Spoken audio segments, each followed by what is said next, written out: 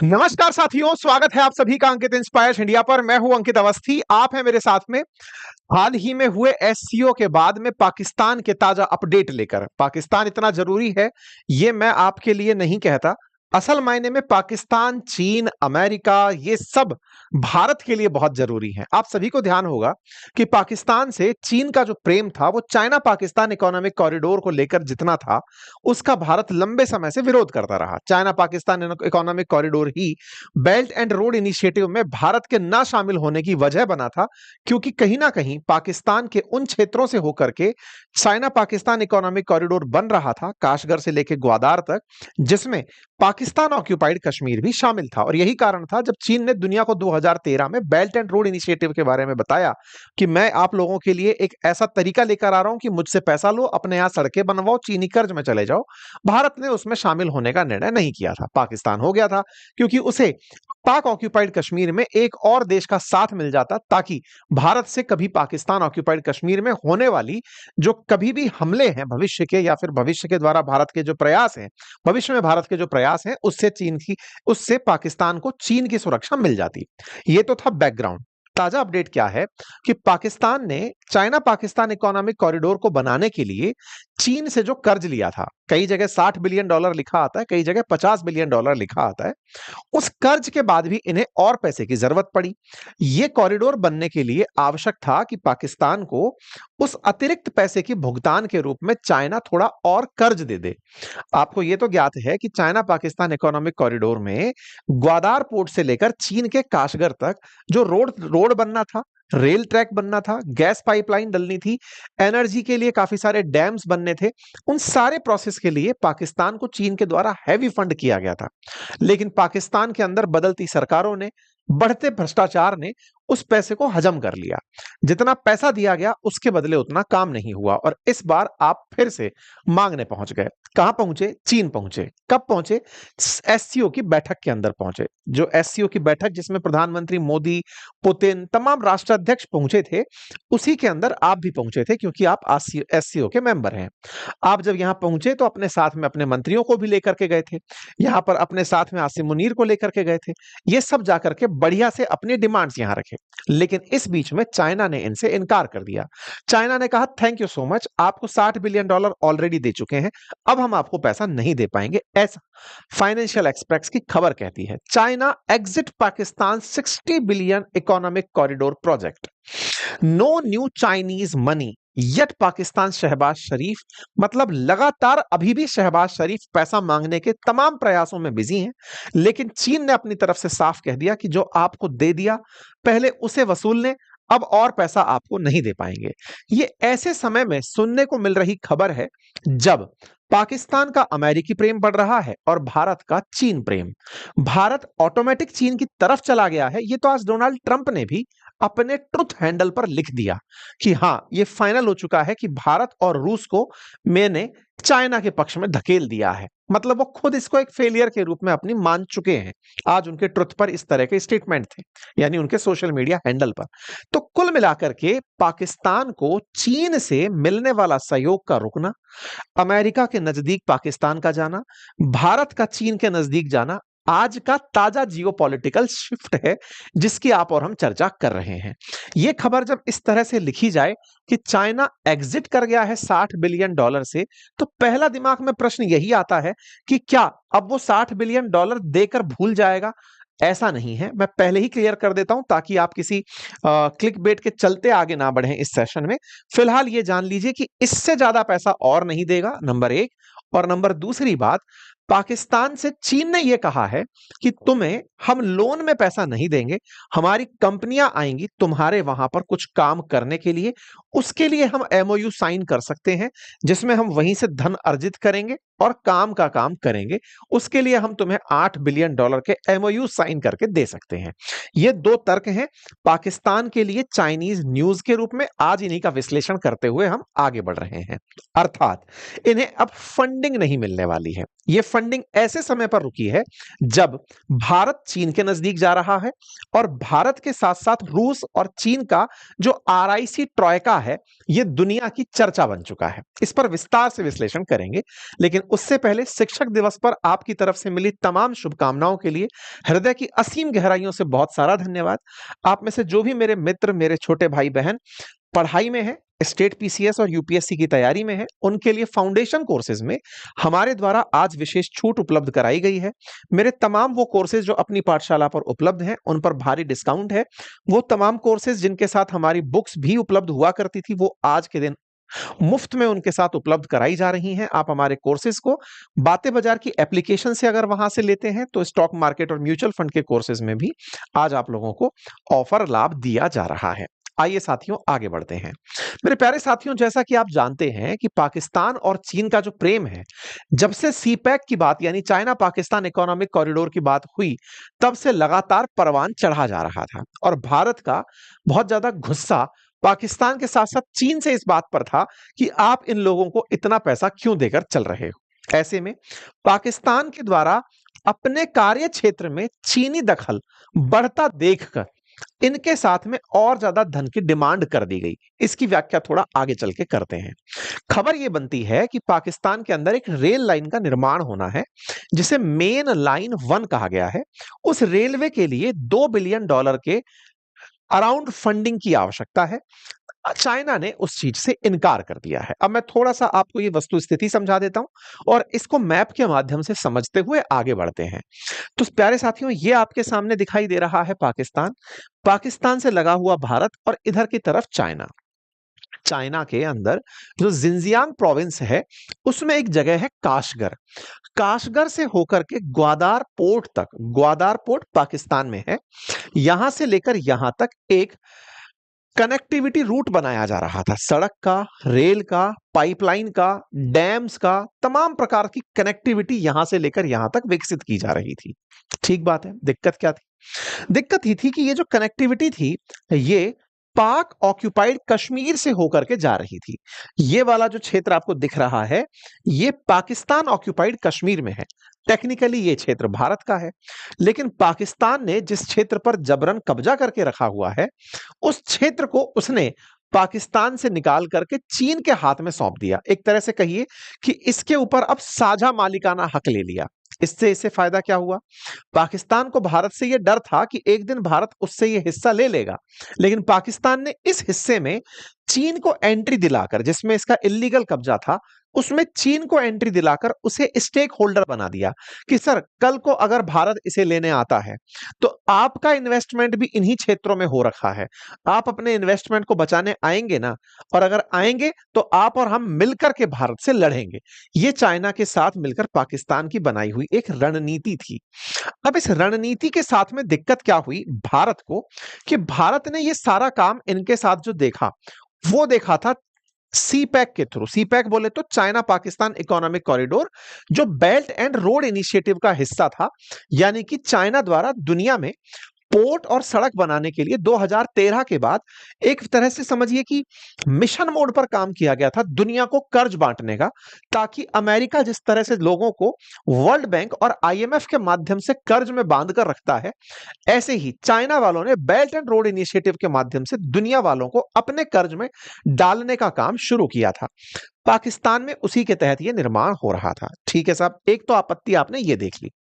कहां तक जा रहा था ये निर्माण जा रहा था ग्वादार पोर्ट तक। ग्वादार बलूचिस्तान में है। बलूचिस्तान पाकिस्तान का सबसे बड़ा राज्य है, सबसे ज्यादा मिनरल्स इसी राज्य में पाए जाते हैं। एक आंकड़े के अनुसार $6 ट्रिलियन के लगभग इस बलूचिस्तान प्रोविंस के अंदर मिनरल्स पाए जाते हैं। ये $6 ट्रिलियन पाकिस्तान की कुल जीडीपी का कम से कम 10 गुना है। इस क्षेत्र में इतने सारे माइंस एंड मिनरल्स हैं, लेकिन पाकिस्तान के पास उन्हें निकालने की क्षमता नहीं है। इसीलिए इस क्षेत्र में माइंस एंड मिनरल्स निकालने के लिए उसे दुनिया की तरफ झांकना पड़ता है। ऐसे में ही एक क्षेत्र बलूचिस्तान में है जिसका नाम रैको डिक नामक जगह है। रैको डिक गोल्ड माइन है, फिलहाल उसे कनाडा यूज में ले रहा है। लेकिन इस रैको डिग के साथ साथ बलूचिस्तान के बड़े क्षेत्र में जो माइंस एंड मिनरल्स हैं, इस पर अब अमेरिका की नजर है, और अमेरिका से पहले इस पर चाइना की नजर थी। अब कहानी को ध्यान से सुनिए। जब चाइना ने इतना धन यहां पर इन्वेस्ट किया, तो वो बताकर क्या आया था पाकिस्तानियों को? वो बताकर आया था कि मैं ग्वादार पोर्ट से, ये जो ईरान है ना, ईरान से जो तेल और गैस हम खरीदते हैं, वो बस इसी ग्वादार पोर्ट से पाइपलाइन में डालेंगे और सीधा काशगर में उसे निकाल लेंगे। यहीं से सीधा रोड के माध्यम से जाएंगे और यहां से पैसा निकाल मतलब माल निकाल लेंगे। तो हमें पूरा पूरा इंडियन ओशन घूम करके 15-16 हजार किलोमीटर तक जहाज से जाने की जरूरत नहीं है। बस सीधा यहीं से एंट्री मारेंगे और सीधा चाइना में लेकर चले जाएंगे। ये चाइनीज लोगों का असल मकसद था। इन्हें पूरा इंडियन ओशन का रास्ता बचाना था। दिक्कतें कहां थी? दिक्कतें ये थी कि ये जो बलूचिस्तान है, यहां पर बलूच लोग पाए जाते हैं, और बलूच लोग पाकिस्तान के साथ नहीं रहना चाहते। उनका उद्देश्य ये है कि भाई बलूचिस्तान मिनरल से इतना युक्त है कि बलूचिस्तान के कारण पाकिस्तान में सारा विदेशी निवेश आ रहा है। ऐसे में सबसे कम विकसित जो पाकिस्तान का क्षेत्र है, वो भी बलूचिस्तान है, और यहां पर इन्वेस्टमेंट जिसके नाम से पाकिस्तान कर्ज मुक्त होने का सपना देखता है, वो क्षेत्र भी बलूचिस्तान है। तो माइंस एंड मिनरल्स के मामले में, संसाधनों के मामले में तो ये संपन्न है, लेकिन विकास के मामले में ये विपन्न है, गरीब है, एकदम यहां पर कोई डेवलपमेंट नहीं है। इसी कारण से यहां के लोग बलोच लिबरेशन आर्मी के नाम से एक क्रांतिकारी समूह चलाते हैं। वो क्रांतिकारी समूह जो यहां पर हो रहे विदेशियों के आगमन को रोक देता है। ऐसे रोकता है कि पाकिस्तान में लगभग 30,000 चीनी नागरिक काम कर रहे हैं। ये बीएलए के लड़ाके उन 30,000 चीनी सैनिकों को मौका पाकर टारगेट बनाते हैं, और चीनी होते हैं बहुत डरपोक। ऐसे में पाकिस्तान और चीनियों के बीच में इस बात को लेकर लंबा बहस छिड़ता रहा है पूरे इन्वेस्टमेंट के टाइम पर, कि भाई ये बीएलए के लोग जो ट्रेन को हाईजैक कर लेते हैं, ये चीनी लोगों को। अब हालत ये है कि चीनी लोग वर्क पर जा रहे हों, मान लीजिए चीन का एक लेबर है जो इस पूरे प्रोजेक्ट में कहीं भी किसी क्षेत्र में काम के लिए जा रहा है, तो पाकिस्तान की सेना उसे वैसे ही प्रोटोकॉल देती है जैसे हमारे राज्य में राज्य का मुख्यमंत्री या कोई मंत्री जा रहा हो और उसके आगे प्रोटोकॉल में गाड़ी चल रही हो। तो चीनी 30,000 हैं और पाकिस्तान की सेना उनके लिए प्रोटोकॉल ऑफिसर बन के ट्रेवल करती है। इंटरेस्टिंग फैक्ट क्या है?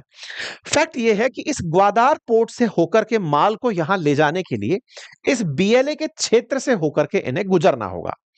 चाइना को यह ऑफर विन विन लगा था। क्यों लगा था? कि इस 50-60 बिलियन डॉलर के इन्वेस्टमेंट से एक तो उनका एक इतना लंबा रास्ता बचेगा ताकि उन्हें सीधा यहीं से यहां तक रीच हो जाएगी। दूसरा, जब पाकिस्तान पर इतना कर्ज दे दिया जाएगा, तो निश्चित ही उसके बदले में पाकिस्तान से इस क्षेत्र की माइन और मिनरल्स मांग ली जाएंगी। पाकिस्तान ने शुरुआत में तो इनसे सड़क का, रेल का, गैस पाइपलाइन का, इन्हीं का सौदा किया था, और डैम्स बनाने का, ताकि उन डैम से बनने वाली बिजली का उपयोग किया जा सके, इनका सौदा किया था। लेकिन चीन ये जानता था कि ये लोग पैसा नहीं लौटा पाएंगे, और जब नहीं लौटा पाएंगे तो इनसे पैसे के बदले इस क्षेत्र की माइंस ले लेंगे। ये बिल्कुल वैसे ही है जैसे चीन ने अफगानिस्तान को भी इसी प्रोजेक्ट से जोड़ने का निर्णय लिया है, लेकिन उस निर्णय में उसके दिमाग में अफगानिस्तान के अंदर जो रेयर अर्थ मिनरल्स हैं, लिथियम के जो भंडार हैं, वो चाइना के दिमाग में चलते हैं कि पहले सामने वाले को कर्ज दे दो, जब वो कर्ज ना चुका पाए तो उसके बदले के लिए उस क्षेत्र के मिनरल्स को मांग लो। ये सिंपल चाइनीज एजेंडा रहता है। इसी को डेट ट्रैप पॉलिसी कहते हैं कि पहले कर्ज में फंसाओ, कर्ज ना चुका पाने पर उसकी कोई जगह मांग लो। जैसे श्रीलंका से 100 साल के लिए, 99 साल के लिए हम्बनटोटा पोर्ट मांग लिया, बिल्कुल वैसे ही बलूचिस्तान इनकी नजर में चढ़ा हुआ था। अब जब इनकी नजर में बलूचिस्तान चढ़ा हुआ है, तो ये किसी और की नजर में भी चढ़ेगा। भाई चाइनीज लोग अगर ये समझते हैं कि हमने ऐसा कर लिया तो पाकिस्तान को खींच के खा जाएंगे, लेकिन जिसने इसे पाल पोस कर बड़ा किया, पाकिस्तान को असल में पोषण किसने दिया था? अमेरिका ने। किन के खिलाफ दिया था? चीन के खिलाफ, ईरान के खिलाफ, और ऊपर बैठे यूएसएसआर के खिलाफ। इस पाकिस्तान पर तो पूरा हक पर जताता है अमेरिका। तो अमेरिका को जब यह नजर आने लगा कि सीपैक के माध्यम से ये पूरी तरह से बिकने के लिए खड़ा है, तो ट्रंप ने आकर के इन्हें रोटी याद दिलाई कि बेटा भूल गए, आप जो बनकर डॉगी बैठे हो, आप भूल गए कि आपको पोषण चाहिए। मेरी रोटियां भूल गए, इनको रोटियां याद दिलाई। इनने कहा सर पुरानी वाली तो खाकर साफ कर दी, अब कुछ और दीजिए। तो इन्होंने, ट्रंप ने आकर इन्हें फिर से रोटी फेंकी। किस बात की? कि देखो ये लोग तो रास्ता ही बना रहे हैं, इसमें इनका स्वार्थ है। हम तो आपके यहां आएंगे और अरब सागर के निकट में जो पाकिस्तान का तटवर्ती एरिया है, क्यों? क्योंकि भारत के भी यहां पर गल्फ ऑफ खंबात और रन ऑफ कच्छ के पास में ऑयल के भंडार पाए जाते हैं। तो बोले मैं आपके यहां पर ऑयल के भंडार तलाशूंगा। नंबर एक, हो सकता है आपके यहां इतना तेल और गैस निकल आए जिससे भारत भी आपसे तेल और गैस खरीदने लगे। क्यों? क्योंकि भारत गल्फ कंट्रीज से तो खरीदता ही है। आप इतने अमीर हो जाएं। ये कौन बोला? डोनाल्ड ट्रंप बोला। दूसरा, बोले ये जो बलूचिस्तान वाला एरिया है, इस बलूचिस्तान वाले एरिया में क्योंकि चाइनीज लोगों ने पहले, भाई चाइनीज लोगों का प्लान ये था कि पहले इसको कर्ज में डाल दो, फिर कर्ज के बाद में इन क्षेत्रों को छीन लेना। अमेरिका तो एक कदम आगे निकला, उसने सीधा इन्हीं क्षेत्रों को मांग लिया और कहा कि मैं आपके इन क्षेत्रों से माइन एंड मिनरल निकालने के लिए इन्वेस्टमेंट करना चाहता हूं। अब अगर अमेरिका इसमें इन्वॉल्व हो गया तो चीनी लोगों के लिए इस क्षेत्र से होने वाला लाभ किनारे लग गया, क्योंकि इस क्षेत्र पे पाकिस्तानियों ने ट्रंप से सौदा कर लिया। आसिम मुनीर जब अमेरिका गए तो उन्होंने 3 बड़ी चीजों पे समझौते किए थे। नंबर 1, कि ईरान के मामले में पाकिस्तान चुप बैठेगा। चुप बैठने की कीमत पर उसे अमेरिका ने ऑफर दिया, नंबर 1, कि आपके क्रिप्टो को हम मैनेज करेंगे। तो पूरा क्रिप्टो एसेट अमेरिका मैनेज करेगा। नंबर दूसरा, इस पूरे क्षेत्र के अंदर जो माइंस एंड मिनरल्स हैं, इससे जो भी निकलेगा तुमको बढ़िया से भोग के रूप में चढ़ाया जाएगा। तीसरा, अमेरिकी कंपनियां तुम्हारे यहां पर तेल तलाशेंगी जिससे पाकिस्तान की व्यथा सुधर जाएगी। इस ऑफर से पाकिस्तान को तो अपने देश में आता हुआ इन्वेस्टमेंट चाइना के बाद अब अमेरिका से दिखाई दे गया, वहीं दूसरी ओर चाइना को अपना लगा हुआ इन्वेस्टमेंट यूजलेस दिखाई दे गया। यहां पर एक तथ्य और जान लीजिए, असल में इस क्षेत्र के अंदर जितने माइंस एंड मिनरल्स थे, चाइनीज लोगों की मंशा थी कि उन्हें यहां से ट्रेन से लाद कर हम अपने साथ अपने देश ले जाएंगे, कच्चा माल ले जाएंगे, रिफाइन कर कर उसे लेकर आएंगे। माइंस में निकले जो मिनरल्स हैं, जो खनिज हैं, उनका वजन बहुत होता है। मतलब ऐसे समझिए पत्थर, लोहा, ये सब जब निकल रहा होगा तो वजन बहुत होता है। तो यहां पर जो डले हुए रेल ट्रैक हैं, ऑलरेडी जो कराची से डले हुए जो रेल ट्रैक्स हैं, ये कमजोर हैं। ये इतने कमजोर हैं कि इन ट्रैक्स पर आप मिनरल्स की आवाजाही तय नहीं कर सकते, माइन से निकले हुए पदार्थ की आवाजाही तय नहीं कर सकते। ऐसे में उन्हें डेवलप करने के लिए यहां ट्रैक बनाने की जरूरत थी। रेल ट्रैक का खर्चा $2 बिलियन आना था। आज की जो न्यूज है, असल में चाइना ने उन $2 बिलियन के इन्वेस्टमेंट से इनकार कर दिया है। उसने कहा है कि अब मैं उस ट्रैक पर पैसा खर्च नहीं करूंगा। उम्मीद है कि अब आपको सीपैक की पूरी कहानी और सीपैक से ग्वादहार से होते हुए आगे तक जाने की कहानी समझ में आई होगी, और जहां चाइना ने इनकार किया है वो चीज अब आपको समझ में आई होगी कि कराची से लेकर के रोहरी जो ब्लॉग है इनका, जिसमें मेन लाइन 1 नाम से पटरियां डलनी थी, रेलवे ट्रैक डलना था, जिसके लिए $2 बिलियन का खर्चा आना था, चाइना ने उसके लिए इनकार कर दिया है कि सॉरी, मैं अब आपको यहां पर पैसा नहीं दे सकता। उम्मीद है कि आपको यह बात क्लियर हुई हो। चाइना पाकिस्तान इकोनॉमिक कॉरिडोर लगभग $60 बिलियन का, कहीं कोट है 60 का, कहीं 50 का। 50 के हिसाब से पाकिस्तान के अंदर की खबर भी निकल कर आती है, वो लिखते हैं कि साहब यहां पर $25 बिलियन के काम हो चुके हैं, क्योंकि पावर जनरेशन से रिलेटेड जो काम थे वो हो चुके हैं, लेकिन सड़क, टनल, पाइपलाइन, इनके काम चल रहे हैं, जिससे चीन को बड़ा फायदा होने वाला था, जो मैंने आपको बोलकर बताया है।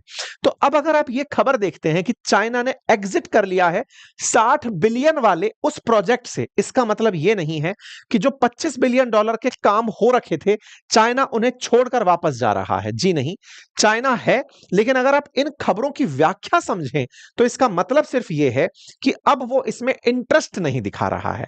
क्यों नहीं दिखा रहा है? कारण आपको बलोच लोगों की वजह से समझ में आ गया होगा, क्योंकि बलोच लोग इस क्षेत्र में चाइनीज लोगों से भयंकर खार खाए बैठे हैं।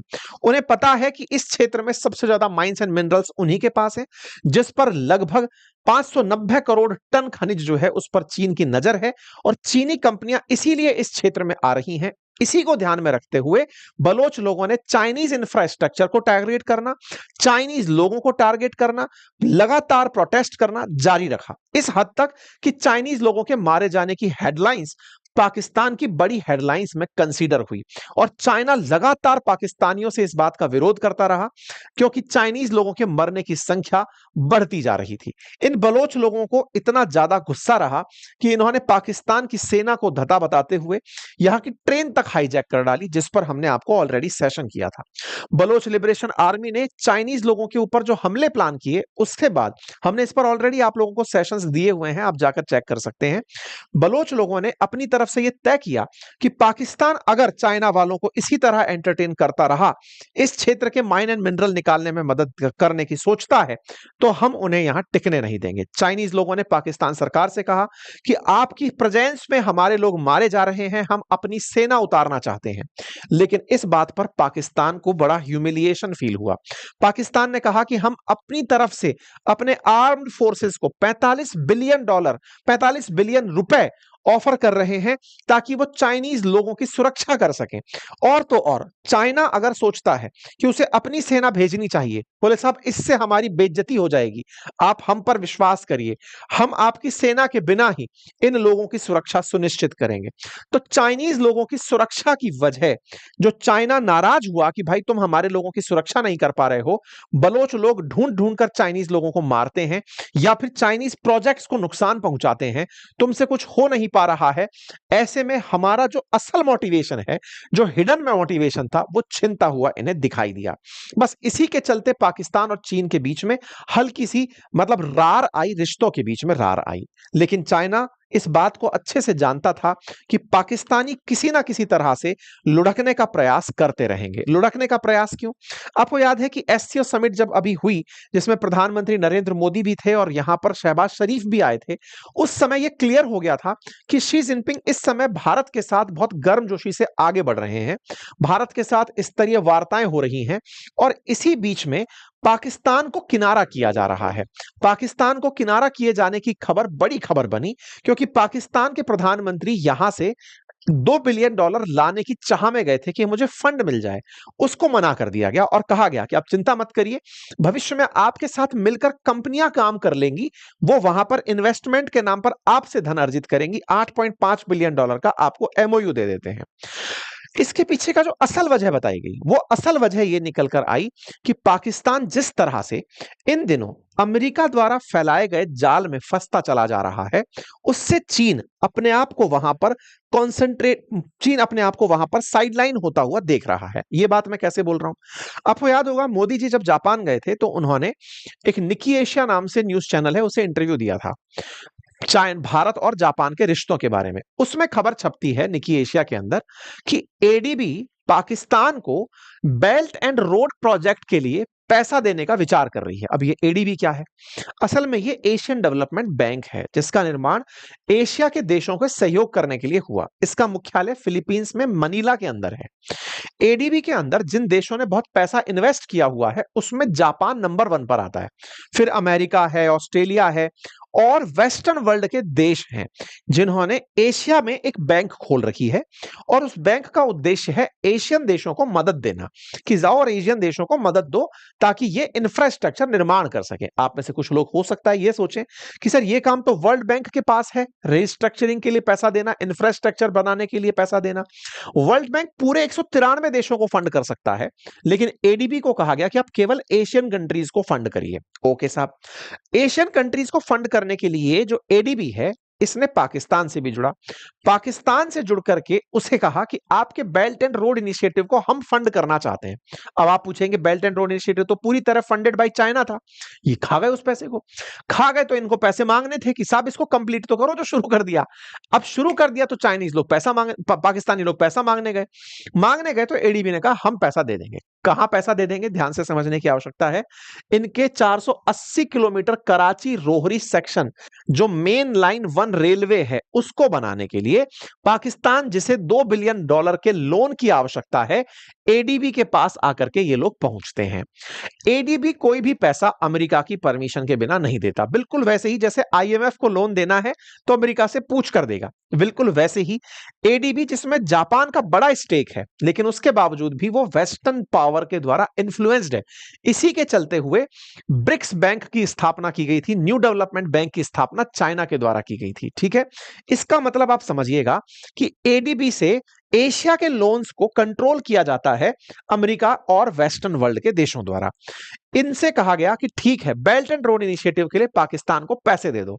पाकिस्तान एडीबी से पैसे पाने निकल चुका, पैसे पाता, इसकी न्यूज बनकर आती है 28 अगस्त को मसाता कांडा करके जो प्रेसिडेंट हैं एडीबी के, ये इस बात को लिखते हैं कि पाकिस्तान से बातचीत हुई और हम $410 मिलियन का रैकोडिक कॉपर गोल्ड जो प्रोजेक्ट है उसको टाइट, मतलब उसकी सप्लाई को सही से करने के लिए हम इन्वेस्टमेंट का प्लान कर रहे हैं। इसका मतलब यह हुआ कि जिस क्षेत्र को मैंने आपको बताया था कॉपर गोल्ड प्रोजेक्ट जो रैकोडिक एरिया है, उसके लिए एडीबी वाले पाकिस्तान को फंड करने के लिए तैयार हो गए। ये कुछ तस्वीरें हैं जिसमें इन लोगों की मुलाकात होती हुई दिखती है। इस रैकोडिक खदान से निकले हुए माल को ही ले जाने के लिए इस मेन लाइन 1 की अहमियत बढ़ जाती है और इसी रेल लाइन के निर्माण में इंटरेस्ट इस समय अमेरिका और अमेरिका के सहयोगी दिखा रहे हैं। एडीबी इसी के लिए $410 मिलियन की मदद करने का वादा करता है। आदेश किसका था? ट्रंप का आदेश था। क्यों था? क्योंकि असल में इस बलूचिस्तान के एरिया में इन दिनों ध्यान चाइना का नहीं अमेरिका का भी लग गया है। आपको याद होगा अमेरिका बैठे बैठे आसिम मुनीर ने बीएलए को आतंकी संगठन डिक्लेयर करवा लिया था कि साहब ये लोग, आसिम मुनीर जब वहां गया तो ट्रंप से कहलवाया कि उसे सर आतंकी संगठन कह दो ताकि ये लोग हमारे देश में फंड इकट्ठा ना कर सकें। तो ट्रंप को बलूचिस्तान में इंटरेस्ट क्रिएट हुआ और जब क्रिएट हुआ तो एक तरीके से ये 3 जगह का बीच में फंस गया, चीन, अमेरिका और एडीबी के बीच में फंस गया। खैर, कुल मिलाकर के पाकिस्तान को अमेरिका द्वारा तेल निकालने का, बलूचिस्तान क्षेत्र से गोल्ड निकालने का, माइंस एंड मिनरल्स निकालने का जब ऑफर मिला तो चीन को बड़ा ठगा हुआ महसूस हुआ कि यार ये क्या हो गया, ये भाई साहब तो अब इस तरफ चले गए हैं, हमारे इन्वेस्टमेंट का फिलहाल क्या ही होगा ये तो आने वाला समय ही जाने। आप सभी जानते हैं कि पहले भी चाइना अपनी मध्य की स्थिति का बड़ा लाभ उठाता आया, पाकिस्तान अपने मध्य की स्थिति का बड़ा लाभ उठाता आया है। फिलहाल इनकी मध्य की स्थिति में चीन का इनसे आंखें फेर लेना बड़ा नुकसान का सौदा हो सकता है। लेकिन हां, चूंकि ये कर्ज में फंसते जा रहे हैं और कर्ज में फंसने पर इन्हें ऐसा लगता है कि चाइना के डेट को ये अमेरिकी कर्ज से उतार देंगे, ये पाकिस्तानियों की एक बड़ी भूल हो सकती है।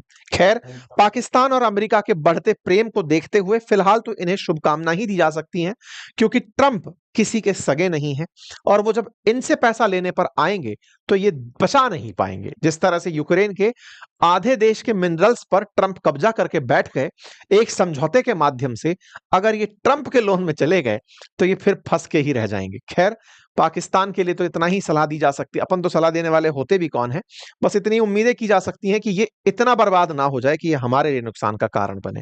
फिलहाल के लिए इतना ही। जानकारी पसंद आई हो तो साथियों से अवश्य साझा करें। आप सभी की सोशल मीडिया पर मेरे परिवार में जुड़े नए सदस्य के लिए जो शुभकामनाएं आई, उन सभी के लिए भी बहुत सारा धन्यवाद, हृदय की असीम गहराइयों से धन्यवाद, क्योंकि आपकी आशीर्वाद और वेल विशेस से घर में जुड़े नए सदस्य को निश्चित ही ऊर्जा मिलेगी। और थैंक यू सो मच।